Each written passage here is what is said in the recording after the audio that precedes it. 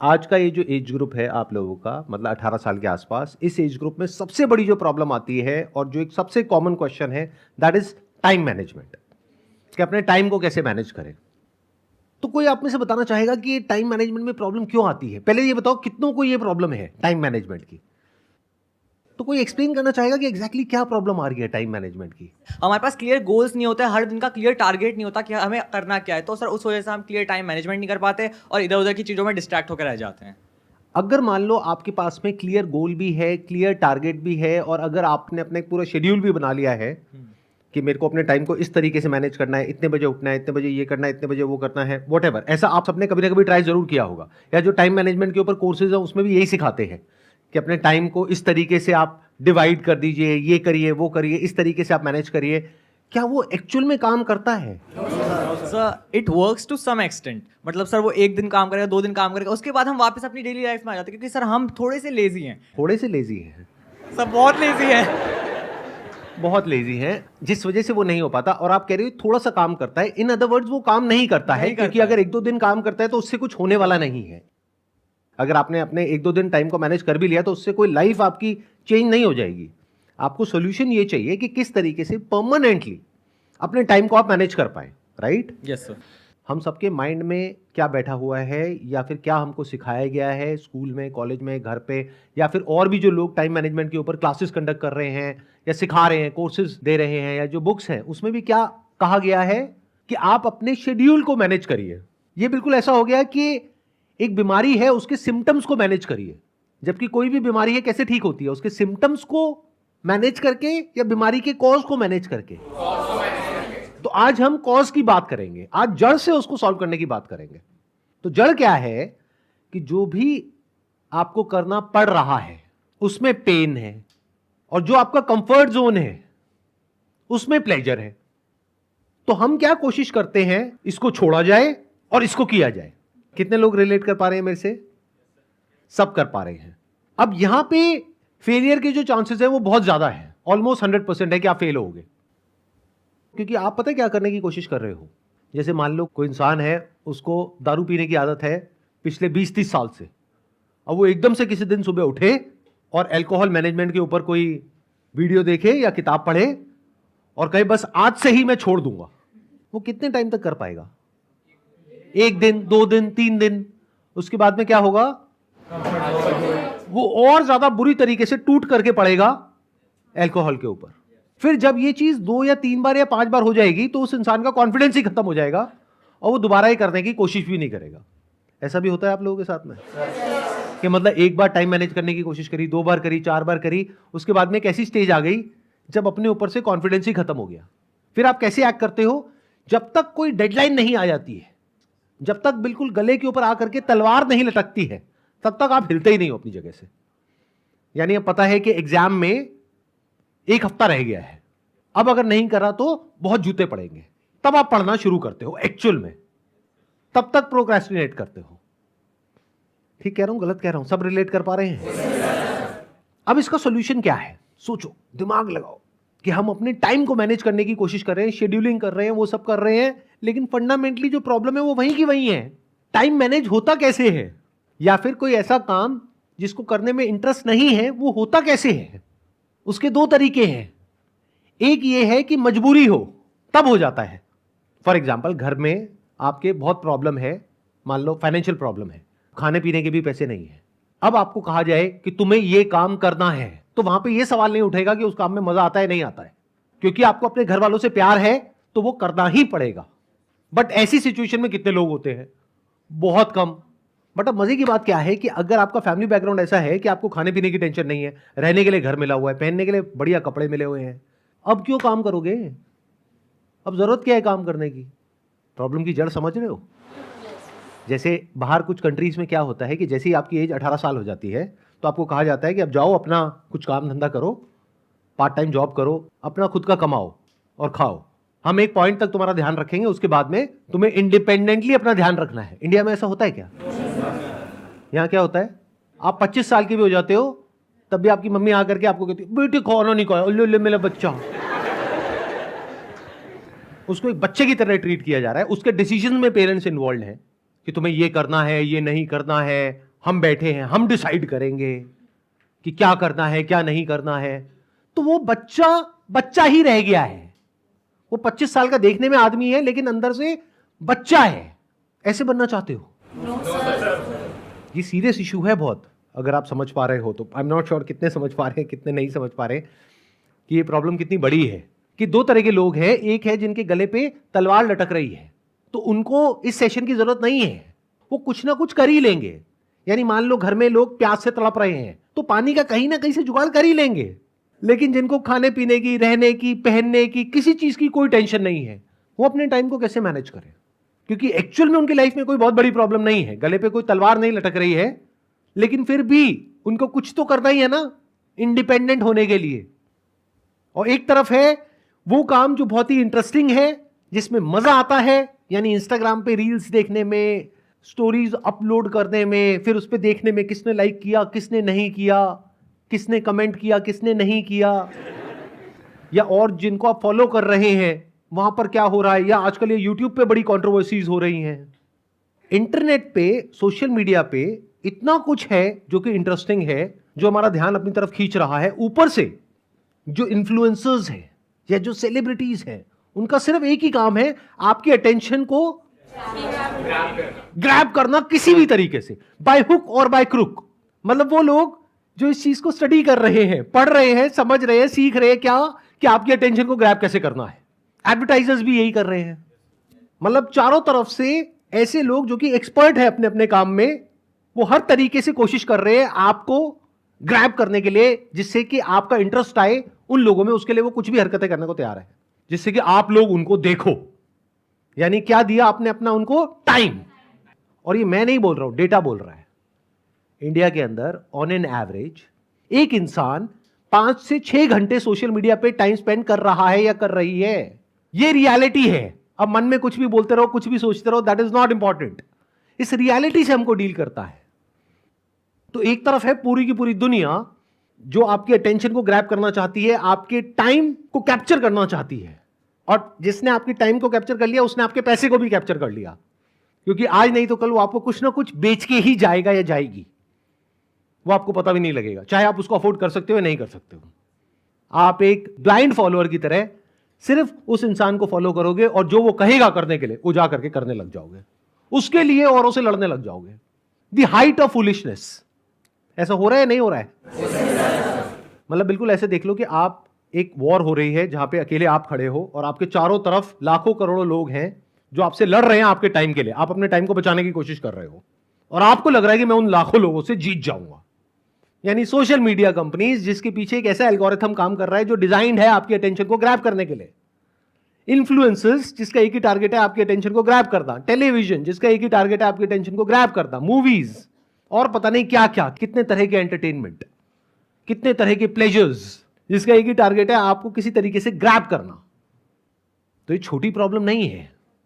अगर इस प्रॉब्लम को आप समझ जाओगे तो ये पहला स्टेप है इस प्रॉब्लम को सोल्यूशन निकालने के लिए। अगर समझा ही नहीं मेरी बातों को, जैसे आप में से मान लेते हैं आधे से ज्यादा लोगों को समझ ही नहीं आ रहा मैं बोल क्या रहा हूं, उनके ऊपर से जा रही है, तो वो पता है कैसे हैं? वो पपेट्स हैं।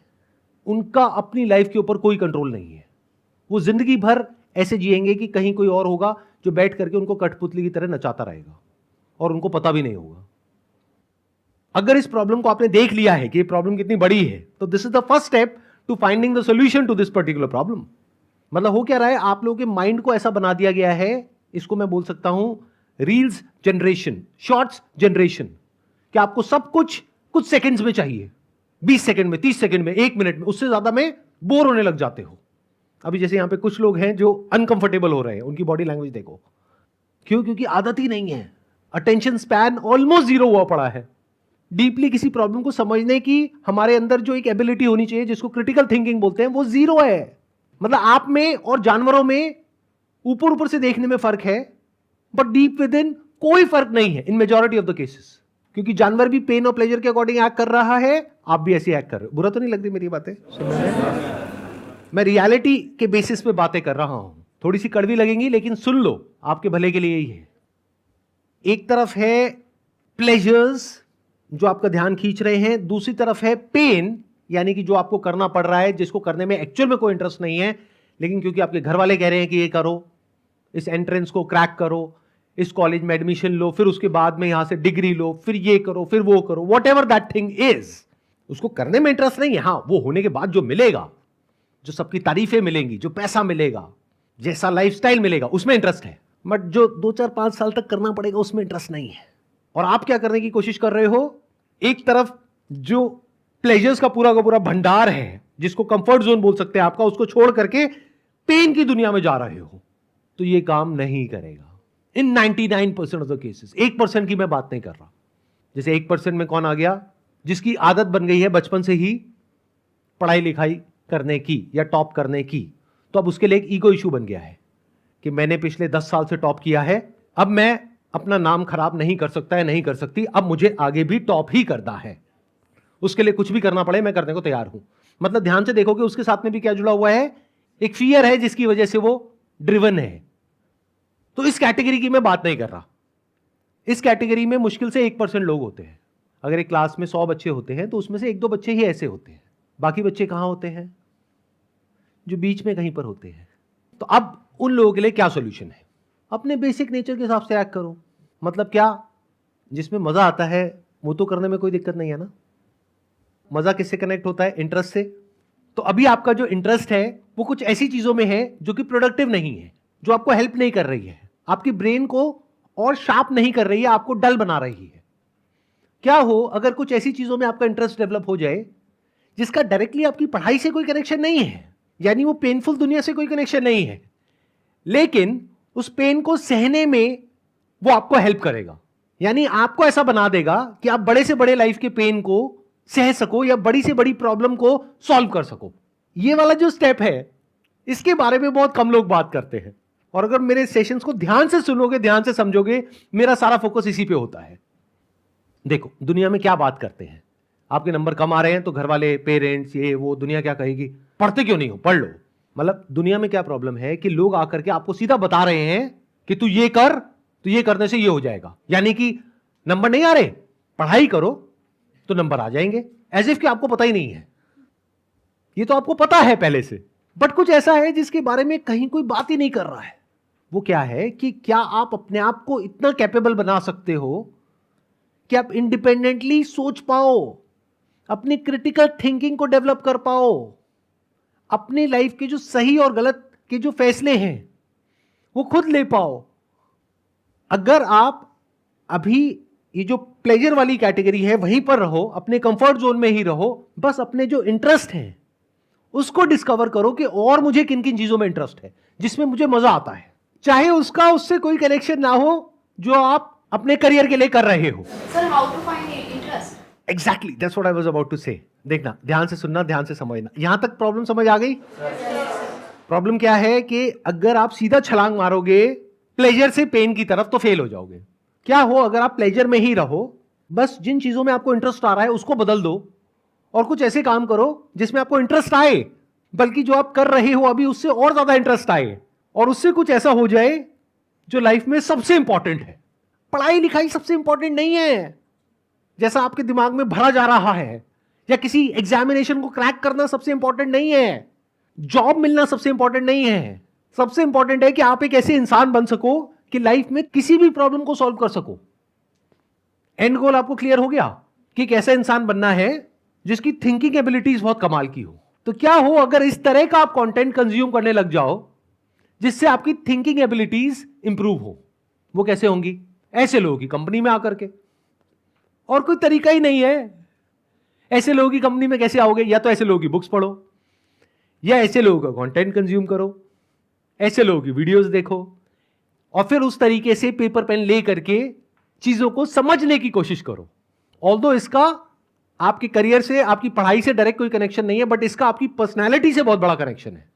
जैसे फॉर एग्जाम्पल पॉलिटिक्स एक ऐसा टॉपिक है जिसका वैसे तो आपकी लाइफ से डायरेक्ट कनेक्शन है, बट आप लोगों को ये गलतफहमी है कि अगर मैं मान लो कॉमर्स बैकग्राउंड से हूं तो मेरी लाइफ का जो डायरेक्ट कनेक्शन है वो है कॉमर्स में। अगर मैं सीए कर रहा हूं तो सीए में मेरा होता है नहीं होता है, उसके बाद में मेरा क्लियर होता है नहीं होता है, उसके बाद में कहीं जॉब लगती है नहीं लगती है, इस सबसे मेरी लाइफ का डायरेक्ट कनेक्शन है।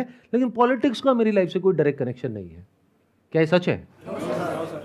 कितने एग्री करते हैं कि पॉलिटिक्स का आपकी लाइफ से कनेक्शन है डायरेक्ट? कितने लोग ऐसे हैं आप में से जो ये कह सकते हैं कि politically we are aware of whatever is going on in our country और across the globe? Not even a single person. क्या ये इंटरेस्टिंग है या नहीं है? पॉलिटिक्स का दूसरा मतलब क्या होता है? लड़ाई, दो ग्रुप्स के बीच में, दो पार्टीज के बीच में। और लड़ाई में तो आपका वैसे ही बहुत इंटरेस्ट है। यूट्यूब पे उल्टी सीधी जो लड़ाइयां हो रही है उसको कंज्यूम कर रहे हो, जिसका एक्चुअल में कोई बेनिफिट नहीं हो रहा है, क्योंकि वो लड़ाई एक्चुअल नहीं है, सिर्फ दिखाने के लिए है, मतलब कि नकली लड़ाई है। तो असली लड़ाई देखो ना, देखो पॉलिटिक्स में पूरी दुनिया में क्या क्या हो रहा है। अगर पॉलिटिक्स में आपका इंटरेस्ट है तो, अगर नहीं है तो साइकोलॉजी को स्टडी करो, क्या पता उसमें इंटरेस्ट आ जाए। अब आप कहोगे मैं कॉमर्स स्टूडेंट हूं सर, क्या बोल रहे हो, साइकोलॉजी को क्यों स्टडी करूं? इसी को तो कहते हैं पर्सनालिटी, यानी अपने इंटरेस्ट के हिसाब से आगे बढ़ो लाइफ में। आपका इंटरेस्ट आपको गाइड करेगा कि अगला स्टेप आपकी लाइफ में क्या होगा। एक नशे को जिसकी आपको लत पड़ गई है एकदम से नहीं छोड़ सकते, और सोशल मीडिया से बड़ा कोई नशा नहीं है। इसको छोड़ने का जो रास्ता है वो भी सोशल मीडिया ही है। यानी अभी जो नशा आप कर रहे हो वो आपको और आपकी ब्रेन को और डल कर रहा है, आपको बेवकूफ बना रहा है। एक दूसरे तरह का नशा है जो आपको समझदार बनाता है। पहले तो इस पे एक बहुत बड़ा क्वेश्चन मार्क है कि समझदार कौन होता है और बेवकूफ कौन होता है।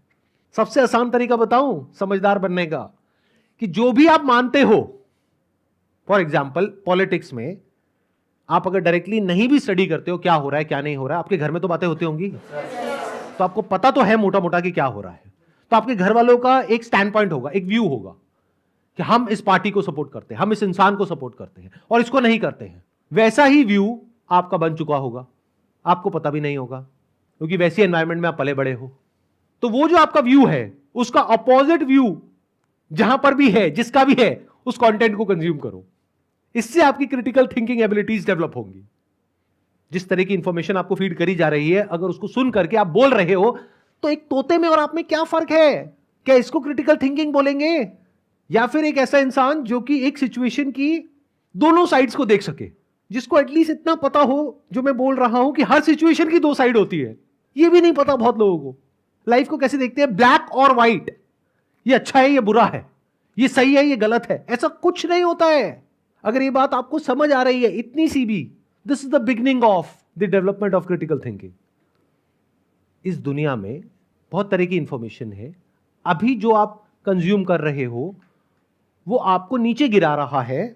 अगर कुछ ऐसा आप कंज्यूम करो जो इंटरेस्टिंग भी हो लेकिन आपको ऊपर उठाए, आपको मतलब आपकी थिंकिंग को, तो एक बार आपकी थिंकिंग ऊपर उठ गई तो क्या आप अपने बेस पर यह डिसीजन ले सकते हो कि मुझे क्या करना है और क्या नहीं करना है। इज इट इंपॉर्टेंट कि जो भी हमारा इंटरेस्ट है वो हम जो मेन कैरियर वाली फील्ड है वो अलग फील्ड है और हमारा इंटरेस्ट अलग फील्ड में है, तो सर इसमें सर कॉन्ट्रडिक्शन हो जाता है कि हमारे यहाँ पे कैरियर हमारा अलग तरफ पे जा रहा है बट हमारा इंटरेस्ट एक दूसरी साइड में। तो यहाँ पे समझ में नहीं आता कि सर इंटरेस्ट पे जाएं या फिर कैरियर पे जाओ, टाइम किसको ज़्यादा दे, इंटरेस्ट को ज़्यादा टाइम दे या फिर कैरियर वाली चीज़ में ज़्यादा टाइम दे। पहले इंटरेस्ट पे जाओ, क्योंकि सीधा करियर पे जाओगे और अगर वो करियर में आपका इंटरेस्ट नहीं है तो गारंटेड फेल होगे उस करियर में। आपका जिस चीज में इंटरेस्ट है उसी से रिलेटेड करियर होना चाहिए। बट ये आइडल सिनेरियो है, हमारे यहां पर ऐसा बहुत केसेस में नहीं होता है, क्योंकि आपके इंटरेस्ट को तो कोई समझता ही नहीं है। बस आपको बताया जाता है कि आपको ये करना है, फिर आप भी उस रास्ते पे चलने लग जाते हो। बाद में समझ आता है कि ये मेरे लिए नहीं है, लेकिन तब तक बहुत देर हो जाती है, क्योंकि अब तो कॉलेज में फीस चली गई, अब तो वो करना ही पड़ेगा। ऐसे ही होता है। तो मैं क्या कह रहा हूं, इस स्टेप पे जाने से पहले एक स्टेप है जिसको आप मिस कर रहे हो, that is discovery of your interest. तो अब आपके पास में दो रास्ते हैं। एक ये है कि आप एजुकेशन सिस्टम को ब्लेम करो इसके लिए, क्योंकि हमारा एजुकेशन सिस्टम ऐसा नहीं है जहां पे कि आपके इंटरेस्ट को एक्सप्लोर किया जाए, डिस्कवर किया जाए, उसके हिसाब से आपको करियर चूज करने के लिए एनकरेज किया जाए। ऐसा नहीं है ना। इट्स ऑल अबाउट क्रैमिंग, कि रट लो और फिर रट करके जा करके लिख दो, और रटने से क्या होता है, दिमाग और डल हो जाता है, डेवलप नहीं होती आपकी थिंकिंग एबिलिटीज। बल्कि जहां बुक में जो लिखा हुआ है उससे अलग आप कुछ भी लिखते हो या कुछ भी बोलते हो या कुछ भी पूछते हो तो आपको चुप करा दिया जाता है कि जो किताब में लिखा है वही सच है। अच्छा, किताब किसने लिखी है? किसी इंसान ने तो लिखी है, तो उससे गलती नहीं हो सकती क्या? लेकिन इसकी तो गुंजाइश ही नहीं है हमारे एजुकेशन सिस्टम में। तो अब एक ऑप्शन ये है कि आप बैठ करके एजुकेशन सिस्टम को ब्लेम करो, बट उससे आपको कुछ मिलने वाला नहीं है। दूसरा ऑप्शन क्या है जिसकी मैं बात कर रहा हूं, जो एजुकेशन सिस्टम नहीं कर रहा, आपके घर वाले नहीं कर रहे, टीचर्स नहीं कर रहे, दुनिया नहीं कर रही, आप खुद करो। मतलब क्या? अपने इंटरेस्ट को डिस्कवर करो, एक्सप्लोर करो। यहां पे जो लिखा हुआ है डिस्कवर योरसेल्फ, खुद को डिस्कवर करो, फिर उसके हिसाब से करियर चूज करो। अगर इस रास्ते से चलोगे तो शॉर्ट टर्म में हो सकता है थोड़ी दिक्कत भी आ जाए, लेकिन लॉन्ग टर्म में लाइफ उससे बहुत बेटर हो जाएगी जिस रास्ते पे अभी आप चल रहे हो।